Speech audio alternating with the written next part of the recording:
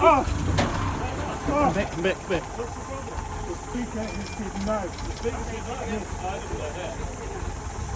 Sorry. Is this unlawful? He's putting me in a position. What are you doing, David? Yeah. Turns out the speaker said we shouldn't do it.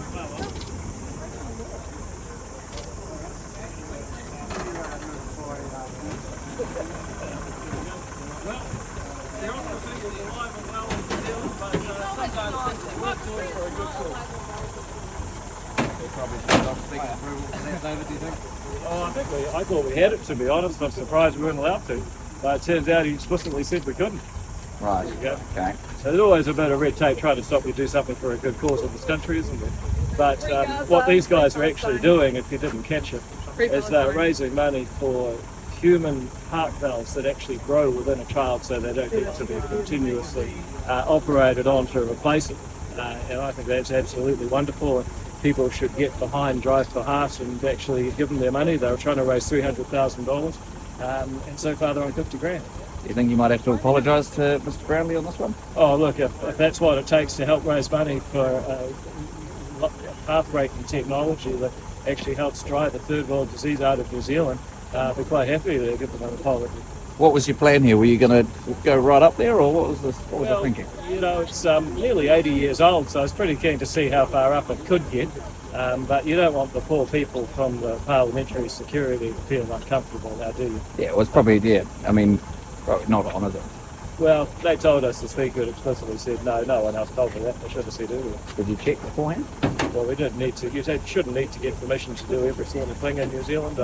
Which way out? The background is that in 1948, Land Rover used these exact steps to demonstrate the ability of this particular truck to climb the stairs and therefore market it to New Zealanders. And I think that's a real marker.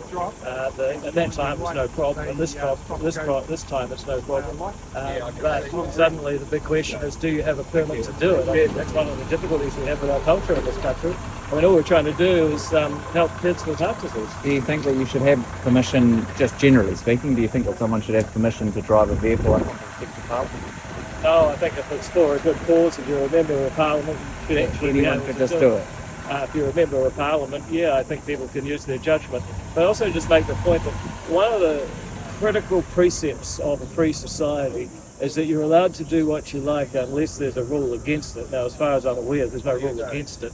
And we've got to get away from this mentality that you're not allowed to do things unless you've explicitly got permission to do it. So just to clarify, if you're an MP, you should be allowed to do it? Well, that means that you're one of the people who works here, so yes. So what about the staffers?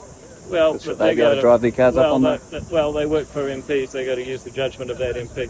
I'm just mindful. You could do a whole lot of talking to me about this, or you could actually go and talk to Professor Haytham here, who's the guy who's behind it, and actually has a really good story to tell.